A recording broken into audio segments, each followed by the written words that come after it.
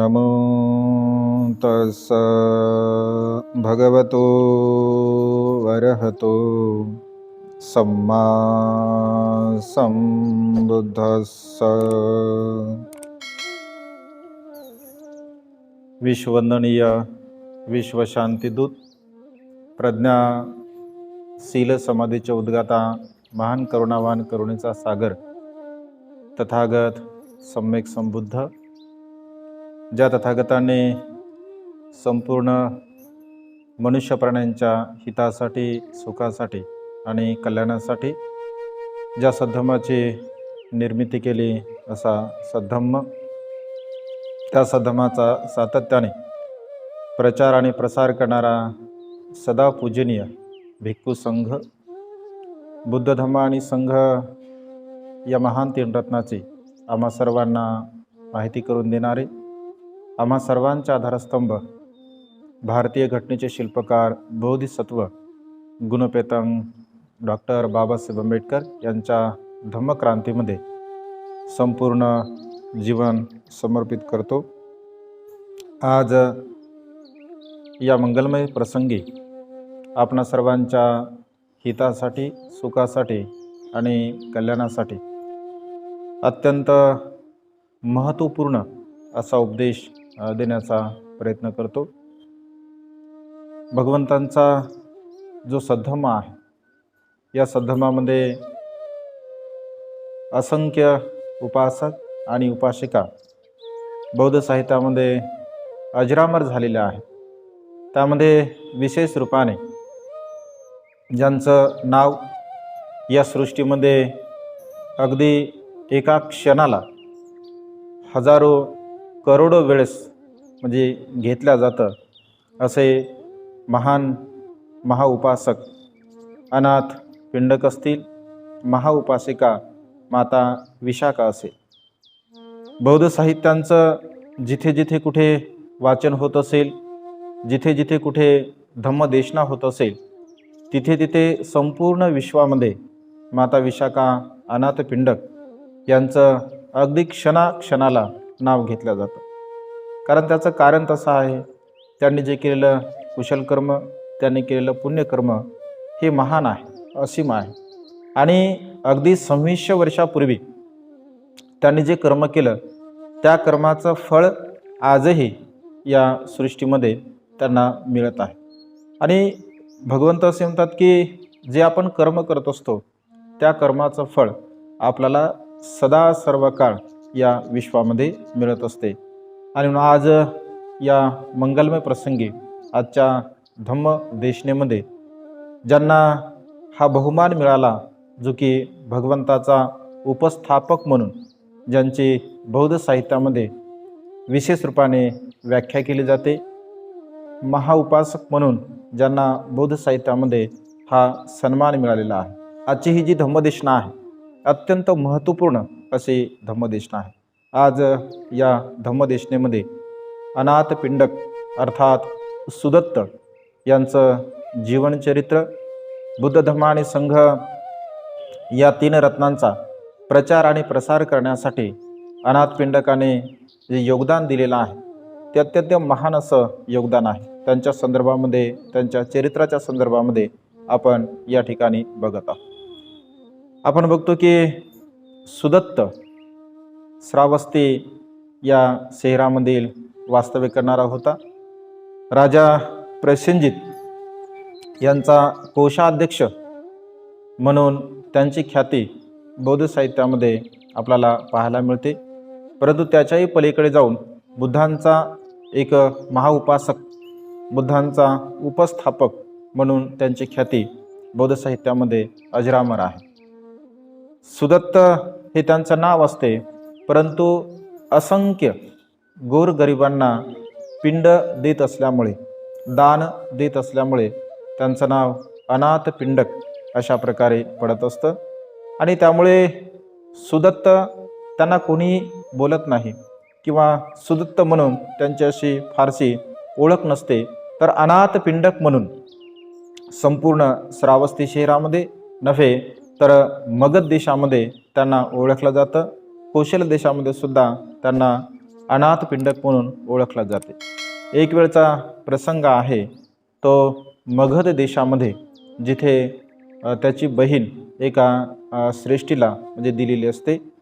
काही आपल्या व्यापाराच्या कामानिमित्ताने तो आपल्या बहिणीकडे जात असतो आणि बहिणीकडे गेल्यानंतर प्रत्येक वेळेस त्याचा जो सन्मान होत असतो, कारण एकतर तो राजाचा कोषाध्यक्ष असतो, दुसरी गोष्ट तो हिऱ्याचा व्यापारी असतो आणि हिऱ्याचा व्यापारी असल्यामुळे त्याच्याकडे विपुल असे धनसंपदा असते, विपुल धनसंपदा असते आणि तो अत्यंत सन्मानास असा पात्र असतो. जेव्हा तो आपल्या बहिणीकडे जात असतो तर त्याचा खूप सन्मान होतो, त्याचं आदरातिथ्य होतं. आणि यावेळेस मात्र जेव्हा तो आपल्या बहिणीकडे जातो तर संपूर्ण लोक आपापल्या कामामध्ये व्यस्त असतात. त्यांची बहीणसुद्धा कामामध्ये व्यस्त असते, त्याच्या बहिणीचे जे काही पती असतात ते सुद्धा कामामध्ये व्यस्त असतात, अन्य लोकसुद्धा कामामध्ये व्यस्त असतात आणि सर्वीकडे म्हणजे धावपळ होत असते. अनाथ पिंडक अशा प्रकारचं दृश्य बघतो की आपल्याकडे कोणीही लक्ष देत नाही आहे. आणि जेव्हा त्याला समजतं जी काही सत्यता आहे, ही सत्यता तो जाणतो आणि त्या श्रेष्ठीला विचारतो की आज तुमच्याकडे काही समारंभ आहे का? आज तुमच्याकडे राजा प्रसेनजित भोजनासाठी येत आहे का? किंवा अन्य कोणी राजा श्रेणी बिंबिसार तुमच्याकडे भोजनासाठी येत आहे का? म्हणजे काय समारंभ आहे, काय धावपळ चाललेली आहे? तेव्हा तो श्रेष्ठ सांगतो की आमच्याकडे ना राजा बिंबिसार येत आहे, ना राजा प्रसेनजित येत आहे, आमच्याकडे प्रमुख भिक्खू संघ आणि भगवंत येत आहे. भगवंत हा शब्द जेव्हा तो श्रवण करतो तो म्हणतो, काय श्रेष्ठी तू भगवंत म्हणाला? तो म्हणतो, होय मी भगवंत म्हणालो. दुसऱ्यांदा म्हणतो, काय तुम्ही भगवंत म्हणाले? ते म्हणतो, होय मी भगवंत म्हणालो. पुन्हा तिसऱ्यांदा म्हणतो की काय तुम्ही भगवंत म्हणाले? तो म्हणतो, होय मी भगवंत म्हणालो.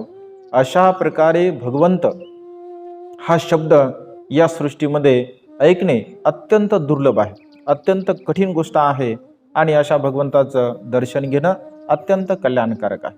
अशा भगवंताचं दर्शन घेणे अत्यंत आपल्या हिताचं आहे, सुखाचं आहे, कल्याणाचं आहे. आणि त्या रात्री तो लगेच जाण्यासाठी, भगवंताला भेटण्यासाठी तो लगेच तयारी करतो. परंतु श्रेष्ठी म्हणतो की एवढी घाई करू नका, कारण भगवंत उद्या भिक्खू संघासह आपल्याकडे भोजनासाठी येत आहे. तो म्हणतो की ठीक आहे, परंतु रात्री मात्र त्याला तो बेचैन असतो.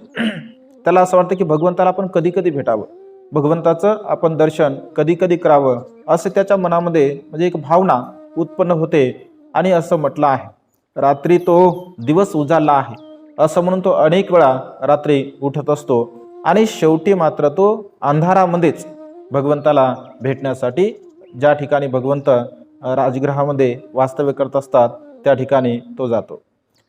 अनाथ पिंडक दुरूनच येत असताना भगवंत सकाळच्या प्रहरी चंक्रमण करत असतात आणि सकाळच्या प्रहरी चंक्रमण करत असताना भगवंत त्याला बघतात आणि म्हणतात की या सुदत्त या. असं म्हटल्याबरोबर त्याला आश्चर्य वाटते. त्याला वाटते, अरे मी भगवंताला यापूर्वी कधीही भेटलो नाही, भगवंताला माझं नावही मी सांगितलं नाही, परंतु भगवंत मला सुदत्त या नावाने ओळखतात. त्याला आश्चर्य वाटतं. तो लगेच भगवंताच्या जवळ जातो, भगवंताला प्रणाम करतो आणि बाजूला बसतो. बाजूला बसल्यानंतर तो म्हणतो की भगवान, माझ्या हितासाठी, माझ्या सुखासाठी, माझ्या कल्याणासाठी भगवंताने मला उपदेश करावा. अशा प्रकारची त्याने विनंती केल्यानंतर भगवंत असे म्हणतात की आपलं जे जीवन आहे, या जीवनाचं पालनपोषण कोण करते, या जगाचं पालनपोषण कोण करते, अशा प्रकारची भावना आपल्या चित्तामध्ये असते. आणि आपण सहज असा विचार करतो, हे जे काही संपूर्ण जग आहे, या संपूर्ण जगाचं पालन हे ईश्वर करतो आहे, या संपूर्ण जगाचं पालन हा ब्रह्मा करतो आहे, म्हणजे हे संपूर्ण जग ईश्वराने निर्माण केलेलं आहे, अशा प्रकारची आपली एक संकल्पना असते. परंतु हा जो सिद्धांत आहे, हा सिद्धांत अत्यंत म्हणजे एक थोतांड आहे, हा सिद्धांत पोकळ आहे. कारण या जगाची निर्मिती कुठल्याही प्रकारच्या ईश्वराने, ब्रह्माने, प्रब्रह्माने केलेली नाही आहे. अशा प्रकारचा पहिला सिद्धांत भगवंत त्याला समजून सांगतात. त्याच्यानंतर भगवंत असे म्हणतात की मनुष्याच्या जीवनामध्ये जो काही आत्मा आणि परमात्मा अशा प्रकारचा संकल्प आहे, आपण विचार करतो की या जगामध्ये आत्मा नावाची वस्तू आहे, आत्म्याच्या भोवती मनुष्याचं जीवन संपूर्ण फिरत आहे, परंतु आत्मा वगैरे या जगामध्ये काहीही नाही आहे. आत्मा नावाची संकल्पना या जगामध्ये कुठल्याही प्रकारची नाही आहे. म्हणून आत्मा नावाच्या संकल्पनेला आपल्या मनामधून, आपल्या चित्तामधून आपण पूर्णपणे काढून टाकलं पाहिजे. त्याच्यानंतर जी काय अंधश्रद्धा आहे, कर्मकांड आहे, बुवाबाजी आहे, यज्ञयाग आहे, या सर्व प्रकारच्या विचाराला आपण आपल्या चित्तामधून काढून टाकलं पाहिजे, त्याला नष्ट केलं पाहिजे, त्याला आपण नाहीसं केलं पाहिजे. आणि अशा प्रकारे जाणत असताना ब्रह्मा असेल, ईश्वर असेल, ही ज्या सृष्टीच्या प्रती जे काही अनात्माची भावना असेल, या अकुशल भावनेला, या थोतांडाला आपण पूर्णपणे नष्ट केलं पाहिजे, नाहीसं केलं पाहिजे. कारण अशा प्रकारच्या विचारांना जर आपण धारण करत असेल तर आपल्या जीवनामध्ये आपण काहीही करू शकत नाही. ज्याप्रमाणे मातीचं मडकं घडवलं जातं, जो कुंभार असतो, जो बनवत असतो, अगदी तशाच प्रकारे जर ईश्वर आपल्याला जर बनवत असेल तर आपण दुसऱ्या हातांचे म्हणजे दुसऱ्यांच्या हातचे खेळणे बनू शकतो. म्हणून आपल्या स्वातंत्र्याला कुठल्याही प्रकारचा अधिकार राहणार नाही, आपल्या विवेकाला, आपल्या बुद्धीला कुठल्याही प्रकारचा अधिकार राहणार नाही. म्हणून कुठल्याही प्रकारे ईश्वर असेल, ब्रह्मा असेल, प्रब्रह्मा असेल, आत्मा असेल, परमात्मा असेल, ह्या ज्या थोतांड आहे, ह्या ज्या पोकळ संकल्पना आहे, या संकल्पनेला आपण आपल्या मनामध्ये कुठल्याही प्रकारचं स्थान दिलं नाही पाहिजे. आपलं जे जीवन आहे, आपल्या जीवनाला म्हणजे जीवन उत्पन्न होण्यासाठी काही कारण आहे. हे जे संपूर्ण संसार आहे, हा संपूर्ण संसार प्रत्यत्य समुत्पाद सिद्धांतावरती अवलंबून आहे. प्रत्येक मनुष्य या जगामध्ये जन्मास आलेला प्रत्येक मनुष्य हा कारणाने जन्मलेला आहे. म्हणजे कारणाशिवाय या जगामध्ये काहीही उत्पन्न होत नाही, कारणाशिवाय या जगामध्ये काहीही निर्माण होत नाही. प्रत्येक गोष्टीला या सृष्टीमध्ये कारण आहे. आणि कारण आपण जाणलं पाहिजे, कारण आपण समजून घेतलं पाहिजे. कारण जोपर्यंत आपण कारण समजून घेत नाही, जोपर्यंत कारणाला जाणत नाही, तोपर्यंत खऱ्या अर्थाने आपण सुखाच्या मार्गाचं अनुसरण करू शकत नाही. म्हणजे बुद्ध असे म्हणतात की हे संपूर्ण जग कार्य कारणभाव सिद्धांताने म्हणजे बनलेलं आहे. प्रत्यत्य समुत्पाद सिद्धांत ज्याला म्हटलं जातं, प्रत्येक वस्तूला कारण आहे, प्रत्येक घटनेला कारण आहे, प्रत्येक जे जे या सृष्टीमध्ये घडत असते त्या प्रत्येक गोष्टीला कारण आहे. म्हणून कार्य कारणभाव सिद्धांत भगवंताने अत्यंत महत्त्वपूर्ण असा सिद्धांत सांगितला आहे. त्यानंतर भगवंत जेव्हा अशा प्रकारचा त्याला उपदेश करतात तर त्याचं मन प्रसन्न होते, त्याचं मन आनंदी होते. आणि तो भगवंताला म्हणतो की भगवान, माझ्याकडे माझ्या मनामध्ये एक शंका आहे, तर ती विचारावी असं मला वाटते. भगवंत असे म्हणतात की आपण विचारू शकता. आणि तो भगवंताला विचारतो की भगवान, मी एक व्यापारी आहे आणि व्यापारी असल्यामुळे माझ्याकडे विपुल धनसंपदा आहे भगवान. आणि मी जे काही परिश्रम करतो, मेहनत करतो, तर त्या परिश्रमावरती, त्या मेहनतीवरती हजारो लोक माझ्या सेवेमध्ये आहेत, हजारो लोक माझ्याकडे काम करतात, कार्य करतात. आणि त्यामुळे मी खूप दुःखी आहे, त्यामुळे खूप बेचैन आहे, त्यामुळे मी खूप कष्टी आहे. तरी सुद्धा भगवान मला त्याच्यामध्ये आनंद आहे. तरी सुद्धा मला असं वाटतं की ते कार्य मी केलं पाहिजे आणि हे कार्य माझं सतत चालू आहे आणि मी करणार आहे. तर भगवंताने यावरती मला उपदेश करावा. तेव्हा भगवंत असे म्हणतात की सुदत्त, अशा प्रकारे मनुष्याने जी काही धनसंपदा आहे ती धनसंपत्ती मनुष्याने कमावलीच पाहिजे. व्यवहारामध्ये जीवन जगत असताना आपल्याकडे धनसंपदा असावी. कारण व्यावहारिक दृष्टिकोनातून आपल्याला जर सुखपूर्वक जे जीवन जगायचं असेल तर त्या सुखपूर्वक जीवनासाठी धनसंपदा असणं अत्यंत गरजेचं आहे. परंतु त्या धनसंपत्तीच्या प्रती म्हणजे असणारी जी लालसा आहे, असणारी जी तृष्णा आहे, तर ती तृष्णा आपल्याला गुलाम बनवत असते.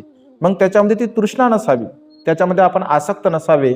आपल्याकडे असणाऱ्या धनसंपत्तीचा योग्य प्रकारे जर आपण उपयोग केला, चांगल्या प्रकारचा आपण उपयोग केला, सत्कार्य करण्यासाठी, चांगलं कार्य करण्यासाठी, चांगल्या प्रकारचं जीवन जगण्यासाठी आपण त्या संपत्तीचा उपभोग करू शकतो. आणि तो उपभोग आपण चांगल्या प्रकारे केला पाहिजे. जर आपण आपल्याकडे असणाऱ्या धनसंपत्तीचा जर योग्य प्रकारे जर उपयोग करत नसेल तर त्या ठिकाणी मात्र त्या संपत्तीचे आपण गुलाम बनू शकतो. म्हणून या संसारामध्ये जीवन जगत असताना आपलं जीवन असेल, आपलं ध्येय असेल, आपली संपत्ती असेल, या सर्व गोष्टी मनुष्याच्या जीवनामध्ये अत्यंत महत्त्वपूर्ण आहे. संपूर्ण गोष्टी मनुष्याच्या जीवनामध्ये आपण धारण केल्या पाहिजे आणि त्या निर्माण सुद्धा केल्या पाहिजे. पुन्हा तो भगवंताला म्हणतो की भगवान, मला असं विचारायचं आहे की संसारामध्ये आपण ज्या पद्धतीने आता या ठिकाणी उपदेश केलेला आहे, तर तो उपदेश त्याप्रमाणे जर जीवन जगायचं असेल तर संसाराचा मग त्याग करावा लागेल. आणि संसाराचा म्हणजे त्याग करावाच लागेल का? आपण ज्या पद्धतीने उपदेश केला आहे, आपण ज्या पद्धतीने मार्गदर्शन केलं आहे, तर सुखपूर्वक जीवन जगण्यासाठी आपण म्हणजे संसाराचा त्याग केला पाहिजे का? हे कंपल्सरी आहे का? किंवा अशा प्रकारेच करावं लागेल का? तेव्हा भगवंत असे म्हणतात की सुदत्त, या संसारामध्ये जीवन जगणारा प्रत्येक व्यक्ती जर उदात्त आर्य अष्टांगिक मार्गाचं अनुसरण करेल, आर्य अष्टांगिक मार्गाला जाणेल, आर्य अष्टांगिक मार्गाला समजून घेईल, तर तो सुखपूर्वक जीवन जगू शकतो. म्हणजे आर्य अष्टांगिक मार्ग अत्यंत महत्त्वपूर्ण आहे असं भगवंतांनी म्हटलं आहे. मग तो संसारामध्ये राहून सुद्धा जर आर्य अष्टांगिक मार्गाचं तो अनुसरण करत असेल, आर्य अष्टांगिक मार्गाला तो धारण करत असेल आणि त्यानुसार जीवन जगत असेल, तर तो सुखपूर्वक जीवन जगू शकतो. म्हणून आर्य अष्टांगिक मार्ग आपल्या जीवनामध्ये अत्यंत महत्त्वपूर्ण आहे. त्याच्यानंतर पुन्हा तो म्हणतो की भगवान, आपले जे काही भिक्षू असतात ते भिक्षू म्हणजे प्रवजेच्या जीवनाची स्तुती करतात. त्यांचं असं म्हणणं आहे की संसारामध्ये आपल्याला सुखपूर्वक जीवन जगण्यासाठी आपण प्रवर्जित झालंच पाहिजे. मग खरोखर आपण प्रवज्या घेतलीच पाहिजे का? तेव्हा भगवंत असे म्हणतात की केवळ प्रवज्या घेऊन उपयोग नाही आहे. जोपर्यंत आपण आपल्या मनामध्ये उत्पन्न होणाऱ्या तृष्णेचा त्याग करत नाही, त्याला आपण नष्ट करत नाही, नाहीसं करत नाही, तोपर्यंत खऱ्या अर्थाने आपण सुखपूर्वक जीवन जगू शकत नाही. मग तो प्रवर्जित असो किंवा सदग्रस्त असो, त्याने आपल्या मनामध्ये उत्पन्न होणाऱ्या तृष्णेला नष्ट केलं पाहिजे, नाहीसं केलं पाहिजे आणि उदात्त आर्य अष्टांगिक मार्गाचं त्याने अनुसरण केलं पाहिजे. आर्य अष्टांगिक मार्गाचं जर तो अनुसरण करत असेल तर निश्चितपणे तो सुखपूर्वक अवस्थेला प्राप्त होऊ शकतो. म्हणजे अशा प्रकारे सारांश रूपाने भगवंत अनाथ पिंडकाला अर्थात सुदत्ताला उपदेश करत असतात. म्हणजे उपदेश सुरुवातीला, कारण त्याच्या मनामध्ये असणारी जी अंधश्रद्धा आहे, त्याच्या मनामध्ये असणारा जो कर्मकांड आहे, त्याच्या मनामध्ये ईश्वरांच्या प्रती असणारी जी आसक्ती म्हणजे ईश्वराच्या प्रती असणारी जी आस्था आहे, हे कशा प्रकारे म्हणजे चुकीच्या संकल्पना आहे, या चुकीच्या संकल्पनेला आपण नष्ट केलं पाहिजे, नाहीसं केलं पाहिजे, अशा प्रकारे भगवंत त्याला सांगतात. आणि त्याच्यानंतर म्हणजे जीवन किती सुखपूर्वक आहे. या संसारामध्ये आपण मनुष्य म्हणून जन्मास आलो आहे, तर मनुष्य म्हणून आपण कशा प्रकारचं जीवन जगावं, आपल्या संपत्तीचा कशा प्रकारचा सदुपयोग करावा, दान कर्म करावं आणि त्या संपत्तीला योग्य कामामध्ये म्हणजे लोकांच्या हितासाठी, लोकांच्या सुखासाठी, लोकांच्या कल्याणासाठी त्याचा सदुपयोग आपण कशा प्रकारे करावा, असं भगवंत त्याला उपदेश करतात. तो अत्यंत प्रसन्न होतो, तो अत्यंत आनंदी होतो आणि भगवंताला म्हणतो की भगवान, आजपासून मी बुद्धाला शरण जातो, आजपासून मी धम्माला शरण जातो, आजपासून मी संघाला शरण जातो. शरणागत भगवंताने मला उपासक समजावे. आणि त्यानंतर तो म्हणतो की भगवान, माझी अशी इच्छा आहे, भगवान आपण श्रावस्तीला यावे. मग तेव्हा भगवंत असे म्हणतात की अनाथ पिंडक, भगवंत शहरामध्ये राहत नाहीत किंवा भगवंत शहराच्या अधिक दूर सुद्धा राहत नाहीत. म्हणजे अनुकूल स्थळ भगवंताला आवश्यक असते, अनुकूल स्थळी भगवंत वास करत असतात. अनाथ पिंडक हुशार असतो, बुद्धिवान असतो. तो म्हणतो की भगवान, निश्चितपणे अशाच प्रकारे आपली व्यवस्था केली जाईल. आणि त्या ठिकाणी भगवंताला तो वंदन करतो आणि निघून जातो. निघून गेल्यानंतर तो श्रावस्तीला येतो. श्रावस्तीला येत असताना अगदी मगध देशापासून म्हणजे मगध राज्यापासून ते राजगृहापासून ते श्रावस्तीपर्यंत त्याचे जे मित्र व्यापारी असतात, त्या सर्व मित्र व्यापाऱ्यांना तो भेटत असतो. आणि तो सांगतो की भगवंत म्हणजे राजगृहाकडून श्रावस्तीकडे येत आहेत, तर भगवंताची भिक्खू संघाची आपण व्यवस्था केली पाहिजे. आणि मग रस्त्याने जाताना तो विहिरी खोदण्यासाठी सांगतो, रस्त्याने जाताना तो धर्मशाळा निर्माण करण्यासाठी सांगतो, रस्त्याने जाताना जिथे जिथे रस्ते चांगले नसतील तर ते संपूर्ण रस्ते चांगले करण्यासाठी सांगतो. म्हणजे भगवंताला आणि भिक्खू संघाला कुठल्याही प्रकारची अशी अडचण निर्माण होऊ नये अशा प्रकारचा निर्मळ असा त्याचा उद्देश असतो आणि तो श्रावस्तीला पोहोचतो. श्रावस्तीला पोहोचल्यानंतर त्या ठिकाणी तो विचार करतो की भगवंत तर म्हणजे श्रावस्ती शहरामध्ये राहत नाहीत किंवा भगवंत अधिक शहराच्या दूर सुद्धा राहत नाहीत. मग तो अशा प्रकारची एक जागा शोधतो जिथे भगवंत सुखपूर्वक राहू शकतात आणि जेत कुमाराचं एक सुंदर असं जेतवन ते बघत असतो. हा जेतकुमार म्हणजे राजा प्रसेनजित यांचा मुलगा असतो आणि स्वतःच्या सुखासाठी त्याने अशा प्रकारचं जेतवन निर्माण केलं असते. अनाथपिंडकाला हे जेतवन खूप आवडते. त्याला असं वाटतं की हे जेतवन जे आहे तर अधिक श्रावस्तीच्या दूर सुद्धा नाही आणि अधिक जवळ सुद्धा नाही, म्हणजे भगवंत सुखपूर्वक या ठिकाणी राहू शकतात. आणि मग तो जेतकुमाराकडे जातो आणि जेतकुमाराला म्हणतो की जेतकुमार, तुझं जे वन आहे, जेतवन आहे, तर ते मला हवं आहे, मला विकत दे. तेव्हा जेतकुमार म्हणतो की ते मी विकत देणार नाही, ते माझ्या हितासाठी आहे, माझ्या सुखासाठी आहे, मला क्रीडा करण्यासाठी ते वन आहे. तेव्हा तो म्हणतो नाही, मला ते तू वन विकत दे. अशा प्रकारे म्हटल्याबरोबर मग सहज जेतकुमार असं म्हणतो ते तर मी विकणार नाही आहे, कारण ते सोन्याच्या भावाचं आहे, ती जी जमीन आहे तर ती सोन्याच्या भावाची आहे. तेव्हा अनाथपिंडक म्हणतो की तुझं वन मी विकत घेतलेलं आहे. तो म्हणतो नाही विकत घेतलं. अनाथपिंडक म्हणतो की घेतलं. आणि अशा प्रकारे दोघांमध्ये त्या ठिकाणी वाद होतो.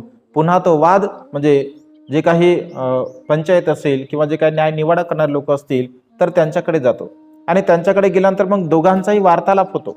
आणि वार्तालाप होत असताना त्या ठिकाणी असं म्हटलं जातं, जे काही न्याय निवाडा करणारे असतात ते म्हणतात की जेतकुमार, आपण आपल्या जागेची किंमत सांगितलेली आहे आणि आपल्या जागेची किंमत सांगितल्यामुळे, कारण आपण बोललात की या जमिनीची किंमत अगदी सोन्या समान आहे, म्हणजे ही जी जमीन आहे माझी तर ती सोन्या समान आहे, याचा अर्थ तुम्ही जमिनीची किंमत केलेली आहे, त्यामुळे ही जमीन मात्र आता अनाथपिंडकाची झालेली आहे. आणि मग जेतकुमार समजून घेतो की आता न्याय निवाडा झालेला आहे आणि तो म्हणतो की ठीक आहे, ही जमीन मी तुला दिलेली आहे. आणि त्यानंतर मग अनाथपिंडक आपल्या घरी जातो, आपल्या कोठारामध्ये सर्व लोकांना सूचना करतो आणि असं म्हटलं आहे की 500 गाड्या त्या ठिकाणी भरून सोन्याच्या सुवर्ण मुद्रा आणत असतो आणि संपूर्ण त्या जेतवनावरती तो अथरत असतो.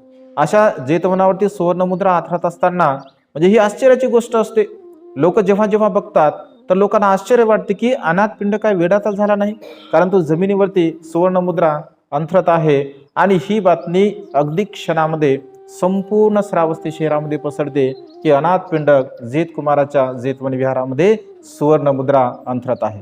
तसंच मग जेतकुमाराकडे ही गोष्ट जाते आणि जेतकुमार त्या ठिकाणी येतो आणि त्यांना म्हणतो की अनाथपिंडक, तो काय वेडा झाला आहे का? जमिनीची किंमत ही कधी सोन्याची असते का? मी तुला फक्त म्हटलं आहे आणि तू एवढा खर्च करत आहे, एवढ्या सुवर्ण मुद्रा तू देत आहे, तर तू काय करणार आहे याचं?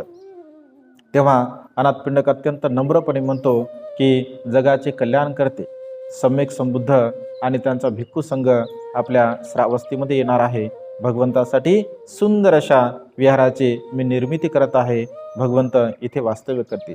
जेतकुमार भगवंताचं जेव्हा नाव ऐकतो तेव्हा त्याला अत्यंत प्रसन्नता वाटते आणि तो म्हणतो की ठीक आहे, आता पुरे, याच्यानंतर तू सुवर्णमुद्रा अंथरू नको. तोपर्यंत असं म्हटलं आहे की त्या ठिकाणी 18 करोड सुवर्णमुद्रा तोपर्यंत जमिनीवरती अनाथपिंडक अंथरत असतो आणि म्हणतो की ठीक आहे, आता जेवढ्या तू अंथरल्या तेवढ्या ठीक आहे, बाकीची जी जमीन शिल्लक आहे किंवा हे जे झाडं वगैरे आहे याच्यामध्ये, तर ते संपूर्ण झाडं आणि जमीन मी माझ्याकडून सदापूजनीय भिक्खू संघासाठी, भगवंतासाठी दान करत आहे. आणि त्या ठिकाणी मग अनाथपिंडक 18 करोड सुवर्ण मुद्रा खर्च करून जेतवन विहाराची जागा त्या ठिकाणी विकत घेत असतो. पुन्हा भगवंतासाठी विहार निर्माण करत असताना असं म्हटलं आहे की हजारो रूमा त्या ठिकाणी तो निर्माण करतो आणि विहाराची, संथागाराची, धर्मशाळेची, भिक्खू निवासाची निर्मिती करत असताना त्याला 18 करोड सुवर्णमुद्रा त्याच्या खर्च होत असतात. त्याच्यानंतर तो जो उत्सव आहे संघाला दान करण्याचा जो उत्सव आहे, तर तो उत्सव करण्यासाठी सुद्धा, दान कर्म करण्यासाठी 18 करोड त्या ठिकाणी खर्च होत असतात. म्हणजे अशा प्रकारे 54 करोड सुवर्ण मुद्रा खर्च करून अनाथ पिंडक जेतवन विहाराची निर्मिती करत असतो आणि त्या ठिकाणी तो भगवंताला म्हणतो की भगवान, संपूर्णतः चारही दिशेने येणारा जो भिक्खू संघ आहे, या चारही दिशेने येणाऱ्या भिक्खू संघासाठी भगवान हे विहार मी समर्पण करत आहे. हे पुण्यकर्म, हे कुशल कर्म माझ्या हितासाठी व्हावं, माझ्या सुखासाठी व्हावं, माझ्या कल्याणासाठी व्हावं, हे भगवंताला मी समर्पित करत आहे. म्हणजे अशा प्रकारे अत्यंत श्रद्धायुक्त भावनेने अनाथ पिंडक 54 करोड सुवर्ण मुद्रा खर्च करून जेतवन विहाराची निर्मिती करत असतो. आणि या जेतवन विहारामध्ये भगवंताने 19 वर्षावास केलेला आहे. म्हणजे श्रावस्ती शहरामध्ये भगवंताने 25 वर्षावास केले. माता विशाखेने जे पूर्वाराम विहार निर्माण केलं होतं, तर त्या विहारामध्ये भगवंताने 6 वर्षावास केले होते. आणि अनाथ पिंडकाच्या जेतवन विहारामध्ये भगवंताने 19 वर्षावास केले होते. म्हणजे अधिकतर जे काही उपदेश भगवंताचे आहेत, तर ते अधिकतर उपदेश आपल्याला जेतवन विहारामध्ये पाहायला मिळतात.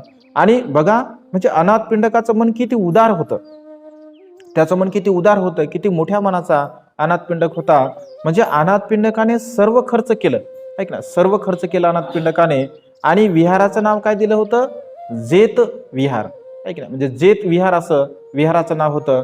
परंतु कसं असतं, म्हणजे जे पुण्य असते, ऐक ना, मनुष्याचं जे पुण्य असते, कुशल कर्म असते, तर ते कुशल कर्म केल्यानंतर त्याचं फळ निश्चितपणे म्हणजे मनुष्याला मिळत असते. आणि मग लोक जेव्हा बोलत होते किंवा भगवंत जेव्हा बोलत होते, तर अनाथ पिंडकाचे जेतवन विहार असं म्हणजे संबोधलं जात असे. वास्तविक पाहता त्याने म्हणजे जेतकुमाराने फक्त झाडं दिले होते त्या वनातले आणि काही छोटीशी जमीन दिली होती, म्हणून त्याने जेत विहार असं अनाथ पिंडकाने त्याचं नाव दिलं होतं.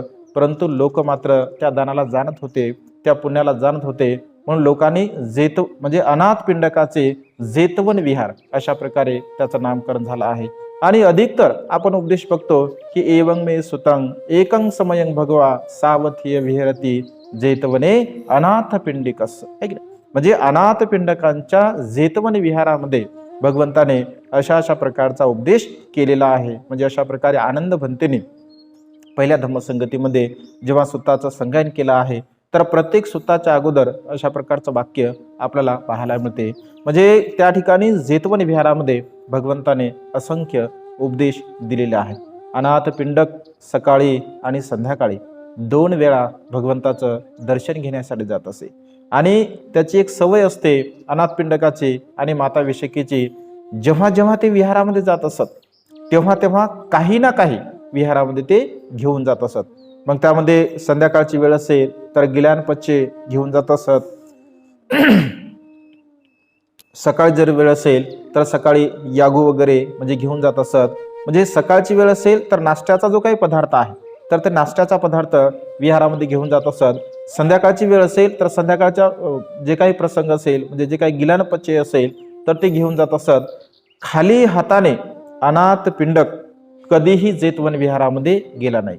खाली हाताने माता विशाखा कधीही जेतवन विहारामध्ये गेली नाही.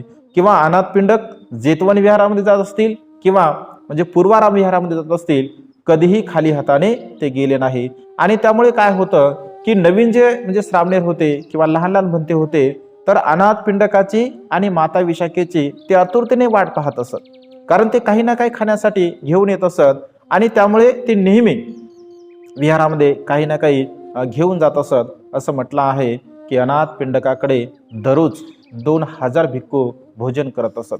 माता विशाखाकडे दररोज 2000 भिक्खू भोजन करत असत, कारण त्यांच्या दानशाळेमध्ये 2000 असणे टाकून ठेवलेले असत. म्हणजे 2000 भिक्खूंचं भोजन माता विशाखा आणि अनाथ पिंडक यांच्या घरी दररोज बनत असे. म्हणजे अशा प्रकारचे अत्यंत श्रद्धा या दोघही म्हणजे अनाथ पिंडकामध्ये आणि माता विशाखामध्ये सुद्धा होती. बघा, मगध देशाचा राजा श्रेणी बिंबिसार याच्या घरी फक्त 500 भिक्खू भोजनासाठी जात असत. इकडे प्रसेनजित राजाच्या घरी सुद्धा फक्त 500 भिक्खू भोजनासाठी जात असत. परंतु अनाथ पिंडकाकडे आणि माता विशाखाकडे 2,000 भिक्खू दररोज भोजनासाठी जात असत. म्हणजे त्यांच्या मनामध्ये असणारा जो श्रद्धा भाव आहे, बुद्ध धम्म आणि संघ या 3 रत्नांच्या प्रती असणारी जी भावना आहे, ती अत्यंत ओतपोत अशा प्रकारे त्यांच्या चित्तामध्ये भरलेली होती.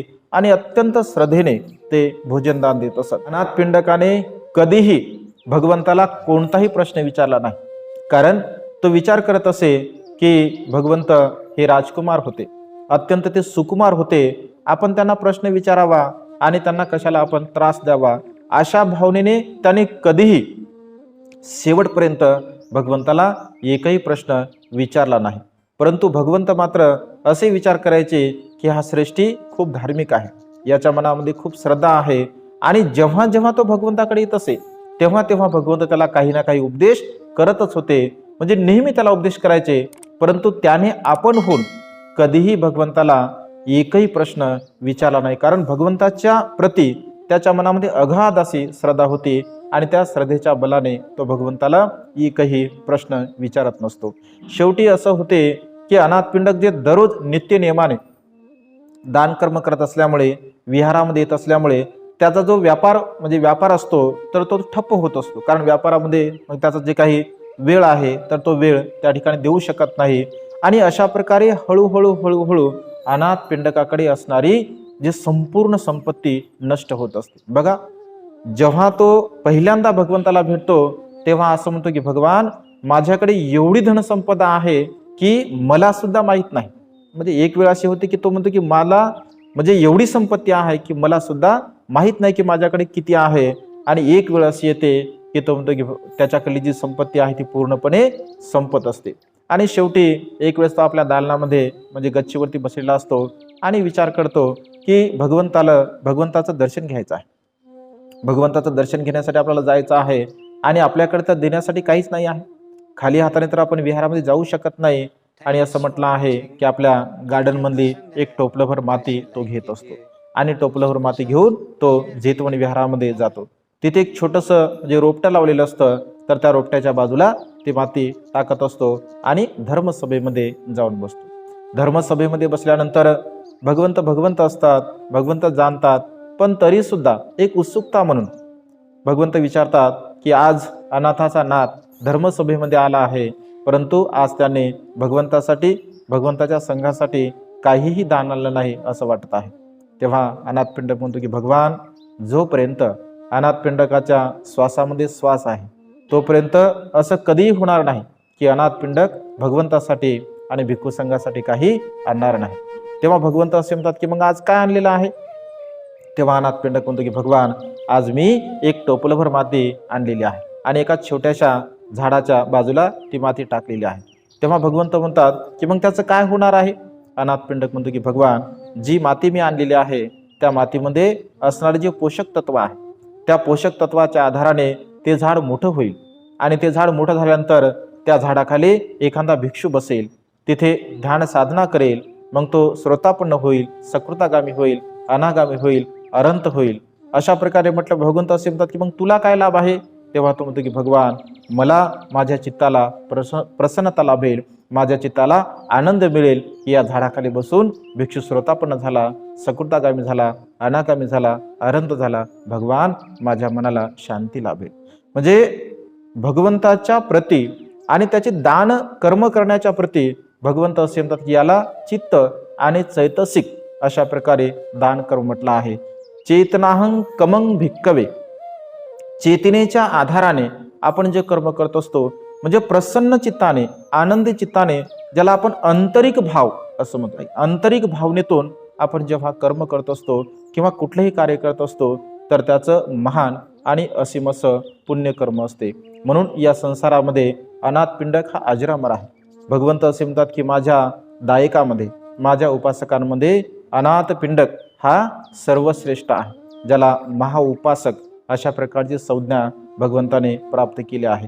कारण संपूर्ण जीवन बुद्ध धर्म आणि संघ या तीन रत्नांचा प्रचार आणि प्रसार व्हावा या दृष्टिकोनातून अनाथ पिंडकाने म्हणजे संपूर्ण परिवार, अगदी अनाथ पिंडकाच्या ज्या मुली असतात त्या मुली सुद्धा म्हणजे श्रोतापन्न असतात, कोणी सकृतागामी असते, कोणी अनागामी असते। त्याचा काल नावाचा मुलगा सुरुवातीला धार्मिक नसतो, परंतु नंतर तो सुद्धा धार्मिक बनत असतो। म्हणजे संपूर्ण कुटुंब, संपूर्ण परिवार अनाथ पिंडकाचा अत्यंत धार्मिक असतो, आणि संपूर्ण बुद्ध धर्म आणि संघ या तीन रत्नावरती श्रद्धा ठेवून ते जीवन जगणारे असतात। अशा प्रकारे अनाथ पिंडक बौद्ध साहित्यामध्ये अजरामर झालेला आहे, कारण त्यांनी जे कुशल कर्म केलं, पुण्यकर्म केलं, दानकर्म केलं, या दानकर्माच्या बलाने आजतागत या सृष्टीमध्ये अनाथपिंडक जिवंत आहे. जोपर्यंत बुद्धांचं तत्त्वज्ञान आहे तोपर्यंत अनाथपिंडक आपल्या दानकर्मामुळे, आपल्या कुशल कर्मामुळे, आपल्या पुण्यकर्मामुळे या सृष्टीमध्ये जिवंत राहणार आहे. आणि म्हणून हे जे म्हणजे अनाथपिंडकाचं जे जीवनचरित्र आहे, तर ते अनाथपिंडकाचं जीवनचरित्र आपल्या जीवनामध्ये आपल्याला प्रेरणा देण्यासाठी, आपल्या जीवनामध्ये आपल्याला एक चांगल्या प्रकारचं मार्गक्रमण करण्यासाठी अत्यंत सहाय्यक ठरणारी आहे, प्रेरणादायी आहे. म्हणून आज या मंगलमय प्रसंगी अधिक न बोलता अनाथपिंडकाच्या जीवनचरित्राला आपण जाणावे, समजून घ्यावे आणि आपण सुद्धा तशा प्रकारचं जीवन जगण्याचा एक प्रयत्न करावा, अशा प्रकारची मंगलमय आणि उदात्त कामना या ठिकाणी व्यक्त करून ही छोटीशी धम्मदेशना समाप्त करतो. सर्वांचं मंगल हो, सर्वांचं कल्याण हो, सर्वांना दीर्घायुष्य लाभो.